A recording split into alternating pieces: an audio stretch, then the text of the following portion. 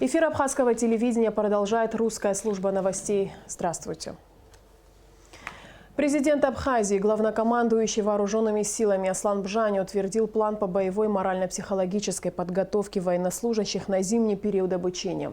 Глава государства провел оперативное совещание с участием секретаря Совета безопасности Сергея Шамба, заместителя руководителя администрации президента Саиды Бутба, председателя парламентского комитета по обороне и национальной безопасности Ильи Гуня, министра обороны Владимира Ануа, его заместителя Беслана Цвижба и Надара Авицба и представителя Министерства иностранных дел Аляса Бранзе.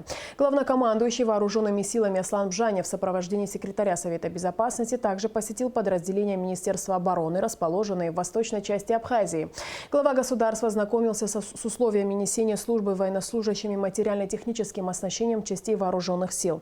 Аслан Бжаня посетил и полигон Нагвало, который совместно используется вооруженными силами Абхазии и военнослужащими 7-й российской базы. Подводя итоги инспекционной поездки по подразделениям Минобороны, президент дал удовлетворительную оценку боеготовности вооруженных сил. Боевая готовность вооруженных сил я оцениваю удовлетворительно, при этом мы должны быть реалистами. Есть большое количество проблем, которые требуют разрешения. Значительная часть проблем носит хронический характер с учетом той обстановки, которая складывается вокруг Абхазии, на Южном Кавказе. Вопросы военной безопасности остаются на первом плане. Вопросы военного взаимодействия с Российской Федерацией приобретают еще большую актуальность. Мне было необходимо самому посмотреть, самому убедиться в том, как обстоят дела. Эта работа пошла. Такого рода поездки будут продолжены. По итогам этих поездок будут сделаны правильные выводы и будут приняты меры по повышению боевой готовности наших вооруженных сил. Президент Абхазии Аслан Бжаня также посетил Ачамчирскую центральную районную больницу. Глава государства ознакомился с условиями функционирования медучреждения. В Ачамчирской ЦРБ оборудованы палаты для лечения больных коронавирусной инфекцией на 27 мест. На сегодня в медучреждении находятся 24 пациента. У 8 из них состояние здоровья средней тяжести. По словам главного врача больницы Мадоны Кешмаря, все пациенты проходят лечение бесплатно, за исключением редких случаев, когда из-за временной нехватки некоторых медикаментов больным приходится покупать лекарства самим. ЦРБ находится в тесном контакте с сельскими фельдшерами и контролирует ситуацию в районе. Функционируют 3 машины скорой помощи, нехватки в ГСМ нет. Администрация района оказывает больнице необходимую помощь. Руководитель медучреждения отметила, что тяжело больных пациентов направляют в ковид-центр в Гудауту. В специальной защитной одежде Аслан Бжаня пообщался непосредственно с больными ковид-19. Президент пожелал им скорейшего выздоровления и заверил, что руководство страны делает все возможное для их лечения. За прошедшие сутки тестирование на коронавирусную инфекцию проведено у 493 человек. Диагноз COVID-19 подтвержден у 112 из них. На данный момент в Гудаутской ЦРБ находятся на лечении 95 человек. В тяжелом состоянии 20 человек. В Сухумской инфекционной больнице 34 пациента. В мобильном многопрофильном госпитале, развернутом на территории пансионата Айтар в Сухуме, находится 40 пациентов с подтвержденным диагнозом новой коронавирусной инфекции. В тяжелом состоянии 4 человека. Оперативный штаб по защите населения от коронавирусной инфекции призывает граждан Абхазии соблюдать все необходимые меры предосторожности, чтобы избежать заражения. В частности, носить медицинские маски, не посещать многолюдные места, соблюдать социальную дистанцию. В октябре в Абхазии зафиксировано 2777 случаев заражения коронавирусной инфекцией. Скончались 27 человек. В ноябре число заболевших снизилось до 1668. За этот период зафиксировано 42 летальных случая. За весь период вспышки эпидемии коронавирусной инфекции скончались 84 человека. Общее число инфицированных достигло 6092 человек, что составляет 2,3% населения населения страны. По городу Сухум и Сухумскому району выявлено более 3000 случаев заражения коронавирусной инфекцией. В Гудаутском районе 1047, в Гагарском районе 628, в Ачамчирском 557, в Галском 228, в Гулрыжском 227, в Куткуарчальском 194. Общее число выздоровевших составило более 4000 человек. За октябрь более 1500 человек. В ноябре столько же. Медики не устают призывать граждан соблюдать масочный режим и элементарные меры безопасности, тем самым сохранить здоровье себе, а самое главное – близким людям, для которых коронавирусная инфекция может быть особенно опасна. Наша съемочная группа побывала в некоторых общественных местах, салонах красоты и магазинах, чтобы узнать, соблюдаются ли там санитарные нормы. Репортаж Алики Трапш. Первый объект, который посетила наша съемочная группа – салон красоты «Лидея» на центральном рынке столицы. На дверях салона памятка, призывающая с ответственностью и пониманием относиться к необходимым требованиям безопасности. У входа внутри стоят антисептики. Однако большая часть сотрудников салона работала без масок и даже не смогли объяснить, почему. Почему вы не соблюдаете масочный режим? Я работаю, не могу отвечать. Вы слышали, что ежедневно умирают люди? Во втором зале салона также сотрудники были без масок, однако при виде камеры засуетились. И среди посетителей были и те, кто не соблюдал масочный режим. Мастер маникюра Софья говорит, что в ее работе без маски никак нельзя. И она масочный режим соблюдала и до пандемии. Косметолог Виктория Мурадян уверяла, что их салон соблюдает все меры предосторожности. Всегда по-разному принимаем, но просто когда клиент близко контакт, где работаем, конечно, одеваем масочки. А так это невозможно целый день в маске сидеть. Когда у нас вентиляция хорошая, мы проветриваем помещение, у нас специальные вытяжки есть, мы периодически окна открываем. Далее мы направились в парикмахерский салон «Орион», там же на рынке. И здесь сотрудники были без масок, но при виде нашей съемочной группы парикмахеры очень быстро надели средства защиты. Мы соблюдаем всегда масочный режим. У нас сейчас временно просто сняли, потому что все здоровые вроде, и поэтому сняли. Как вы можете знать, человек здоровый или нет? Ну, не знаю, девушка, вот как-то у меня всегда маски с собой. Иногда задыхаемся просто. У нас маленькое помещение, поэтому... А с клиентом вы требуете с ваших посетителей? Обязательно. Но с маленьких нет. А клиент обязательно у нас в маске сидит. У нас все есть, и санитайзеры, и перчатки, и все, когда надо, мы всегда одеваем. А вот в салоне «Леди Стайл» хоть посетителей было и немного, но зато все в масках. На каждом столе стоят антисептики. Как нам сообщили, если у посетителей нет масок, то их на месте раздают бесплатно. Мы побывали еще в одном салоне красоты «New Fantasy». Здесь все мастера работают в масках и перчатках, и посетители тоже в средствах защиты. В помещении работает циркулятор воздуха, стоят антисептики. Однако мы заметили, что социальная дистанция здесь не соблюдается. Сегодня вышло так, что у нас дополнительно пришлось выйти некоторым мастерам, а так у нас соблюдается дистанция всегда. Все клиенты сидят через раз. То есть допустимое расстояние соблюдается. Следующая наша задача – узнать, как соблюдаются меры предосторожности в общественном транспорте. Практически большая часть пассажиров пренебрегает правилами безопасности. Добрый день. Скажите, пожалуйста, вы соблюдаете, да, масочный режим ежедневно? Обязательно. Постоянно соблюдаем, постоянно одеваем. А вот ваши пассажиры, мы сейчас смотрим, не все одевают маски. Вы их предупреждаете, когда они заходят? Ругаю их, говорят, вот имеем, вытаскивают, но не одевают.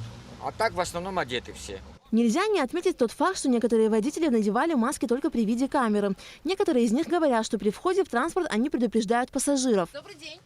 Здравствуйте. Скажите, пожалуйста, ваши маршрутные такси все соблюдают масочный Да, режим? его сейчас я предупредил, без маски я не буду возить. Соблюдают.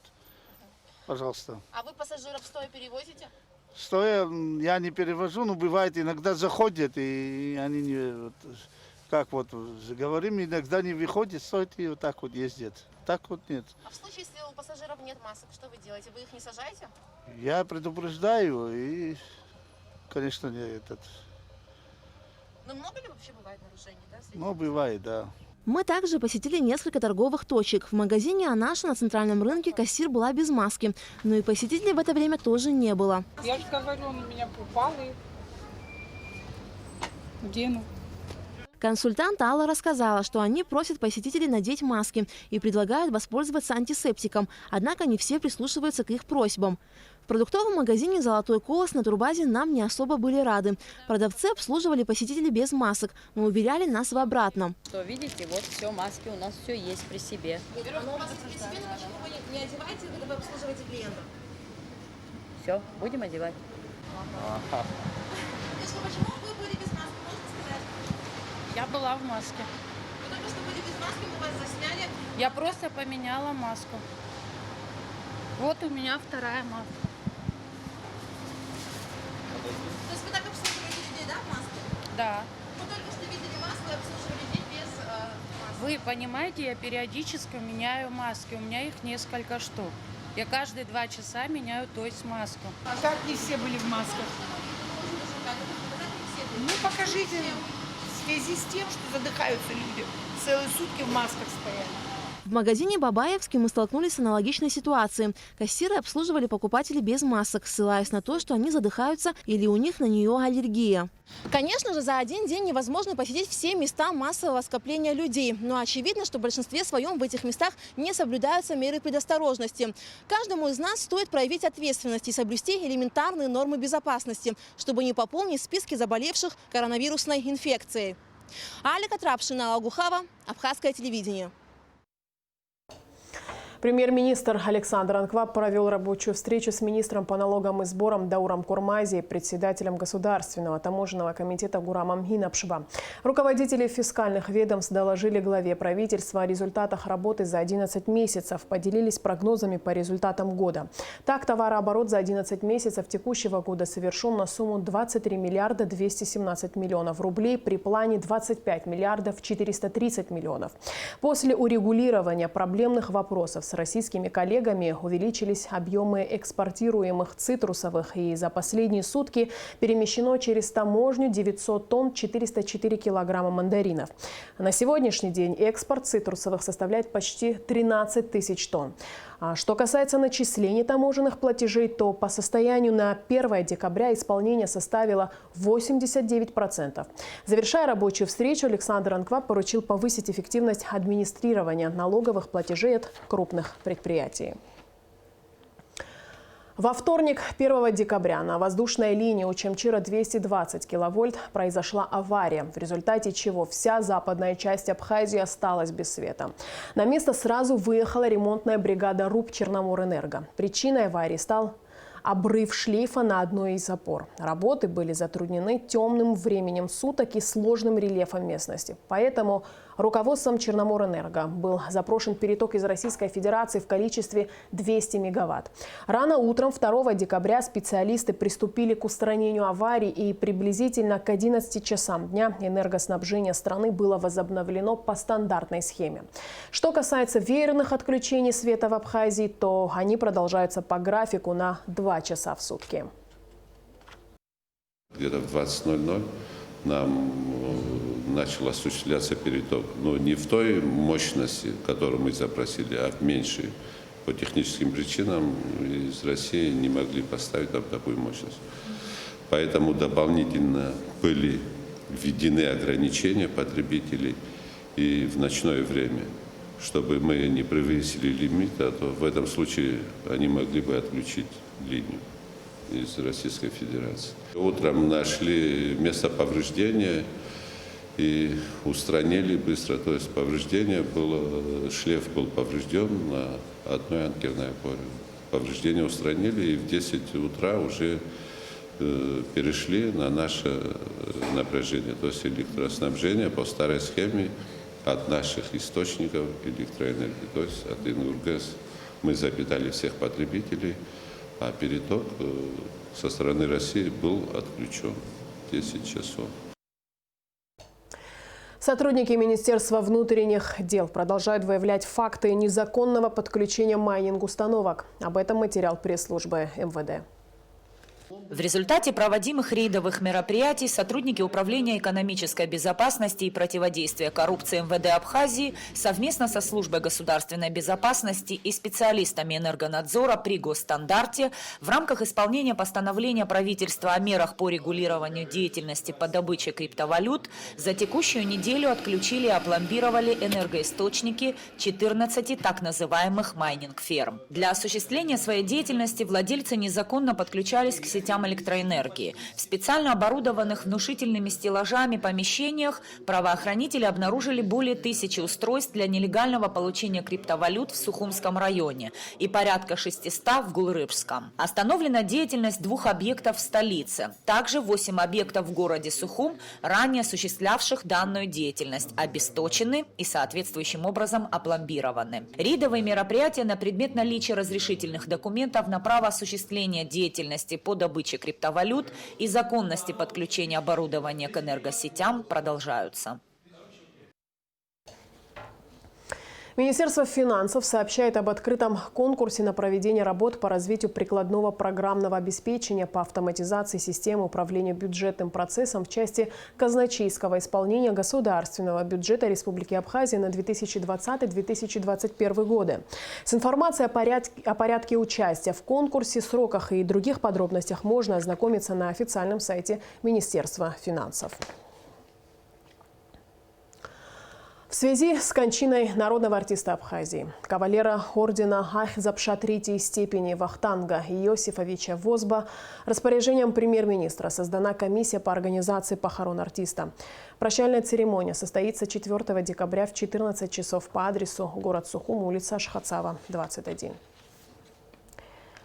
Продолжаем выпуск. В июне текущего года Следственным отделом Службы государственной безопасности Абхазии было возбуждено уголовное дело в отношении исполнявшего обязанности генерального директора групп «Абхазавтодор» Бориса Ачба. Бывшего руководителя предприятия подозревают в хищении денежных средств путем мошенничества на сумму 19 миллионов рублей.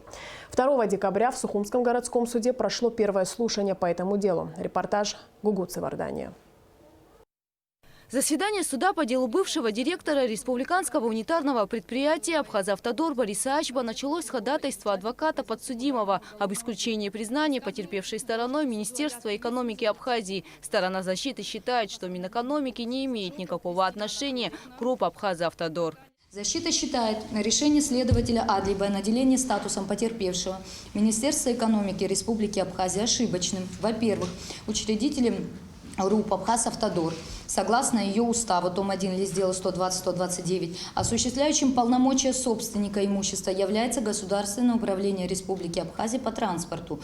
Это согласно пункту 1.4 устава, а не Министерство экономики. Во-вторых, денежные средства в размере 19 миллионов 599 тысяч 511 рублей не являлись имуществом РУП «Абхазавтодор», а были бюджетными средствами, что не опровергается органом предварительного расследования, так как именно такую формулировку применяет следователь при предъявленном обвинении моему подзащитному, цитирую, «хищение чужого имущества, бюджетных средств в размере 19 миллионов 599 тысяч 511 рублей». Собственником же бюджетных средств является однозначно государство, что следует из статьи 214 Гражданского кодекса Республики Абхазия. Таким образом, очевидно, что Министерство экономики вовсе не могло быть признано потерпевшей стороной по делу, так как никакого участия в распределении денежных средств оно не принимало. Потерпевшая сторона выразила несогласие с адвокатом, так как в этом году на предприятии произошла реорганизация и часть полномочий была передана Министерству экономики. Указом президента 2020 года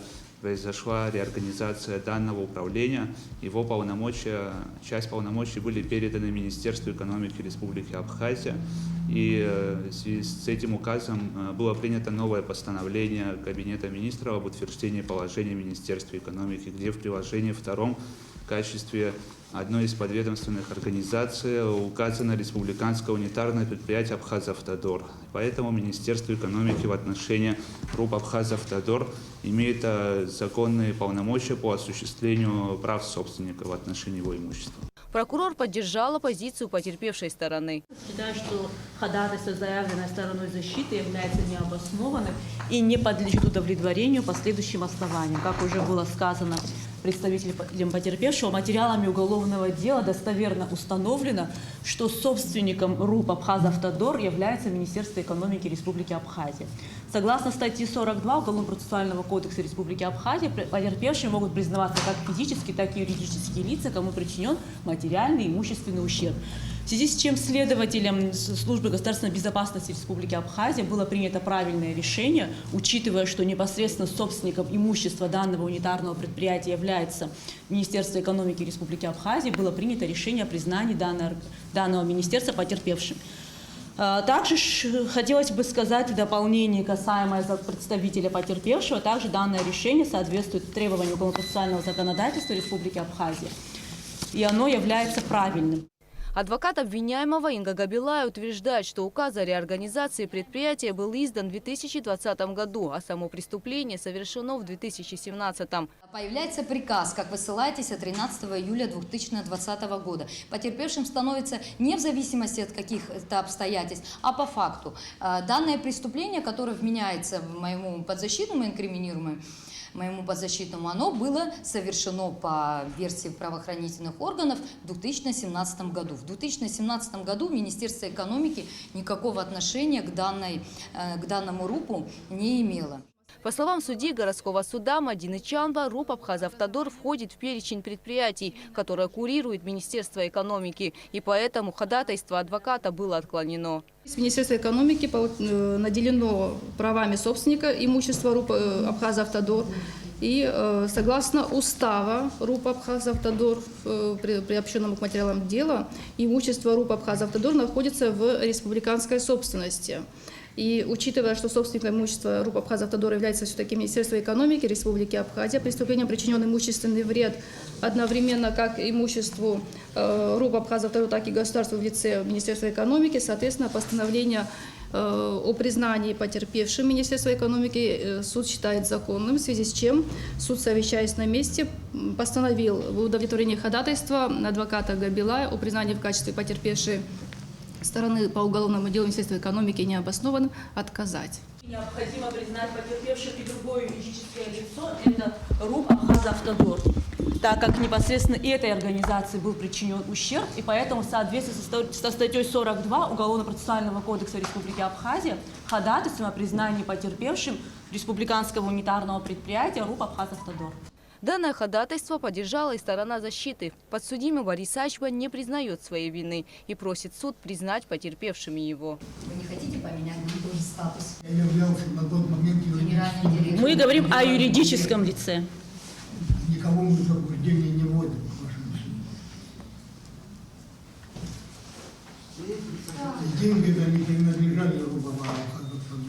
Учитывая, что вред, нанесенный РУП «Абхазавтодор», суд постановил признать потерпевшей стороной данное предприятие, чтобы направить в суд представителя из РУП «Абхазавтодор». В качестве потерпевшего в слушании сделан перерыв на неделю. Следующее заседание по делу бывшего директора РУП «Абхазавтодор», обвиняемого в хищении крупной суммы денежных средств, состоится 9 декабря. Гугуса Вардания, Алексей Баструков, Абхазское телевидение.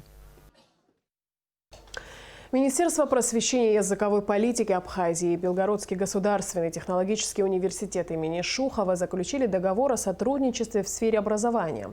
Подписи под договором поставили министр просвещения и языковой политики Инал Габлия и директор Института организации управления набором в БГТУ Сергей Булгаков.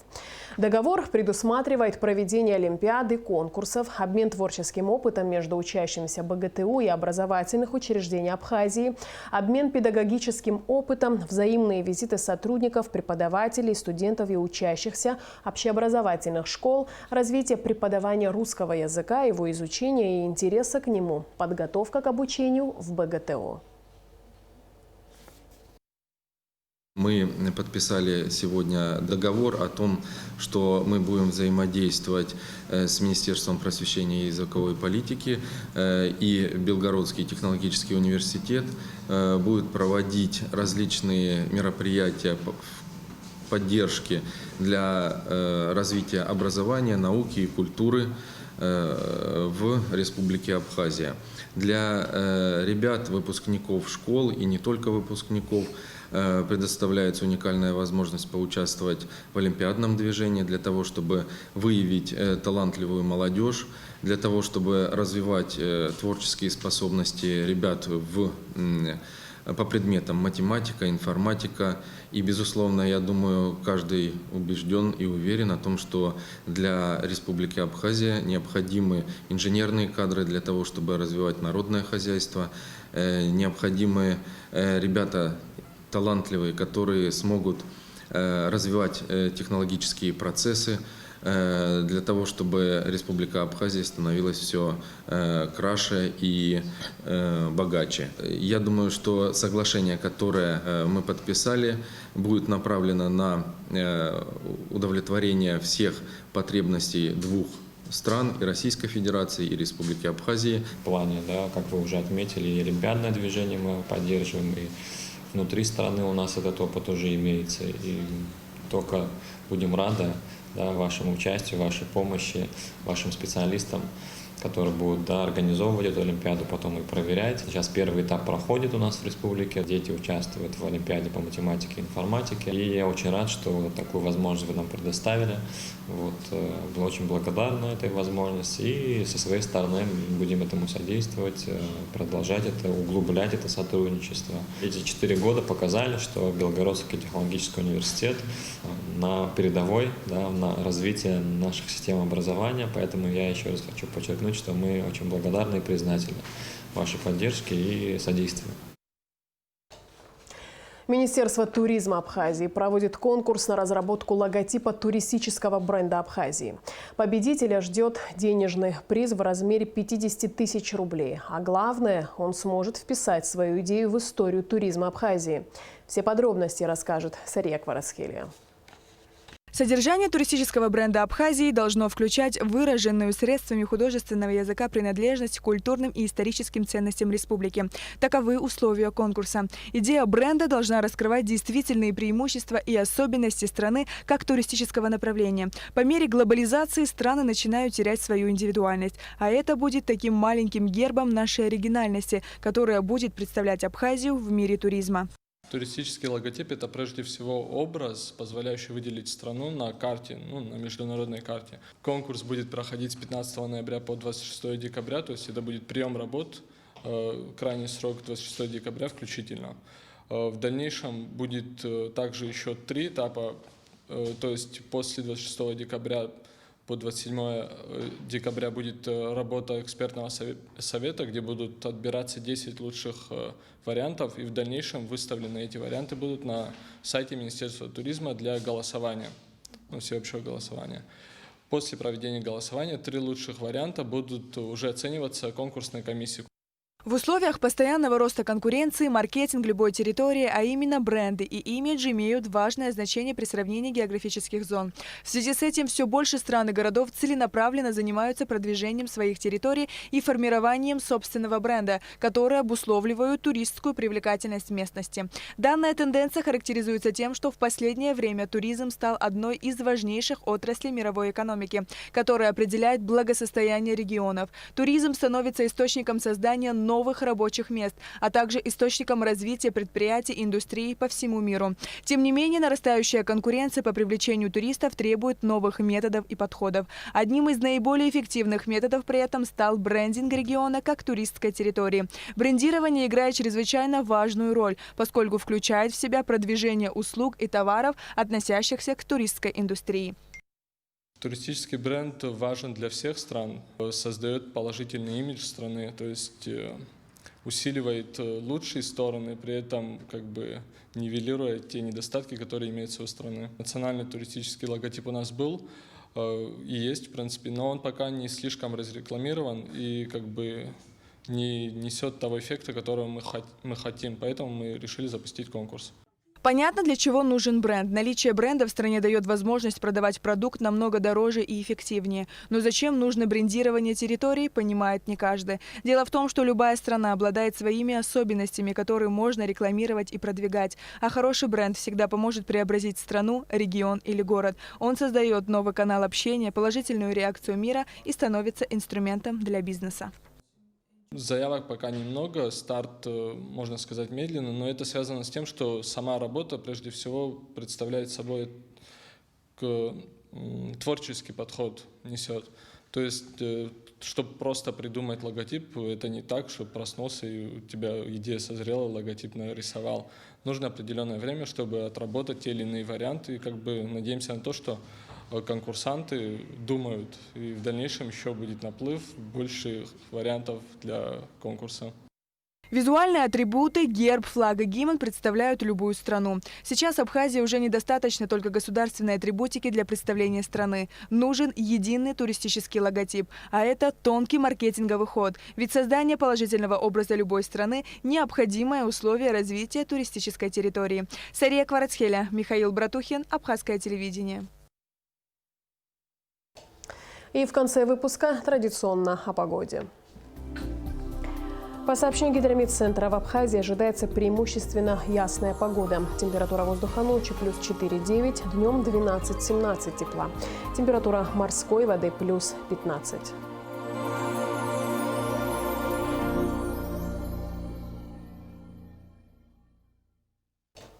На этом наш выпуск завершен. Всего доброго и до встречи в эфире.